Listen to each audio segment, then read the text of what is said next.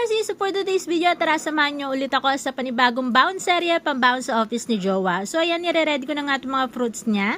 Hihiwain ko lang mga to, babalatan, and then lagay ko na siya sa lalagyan niya. Tapos ito na yung magiging ulam niya, pork giniling for today's video. Masarap yan. And then naglaga din ako ng 2 itlog, pero isa lang ilalagay ko sa kanya. And then para naman sa kanyang snacks ng hapon, ayan, nagluto ako ng maling and cheese roll French toast na, ayan, lalagyan ko lang siya ng dip na Nutella.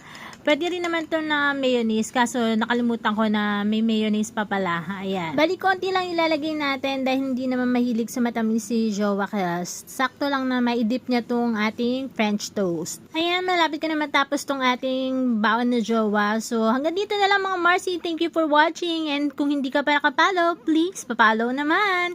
Thank you again. God bless!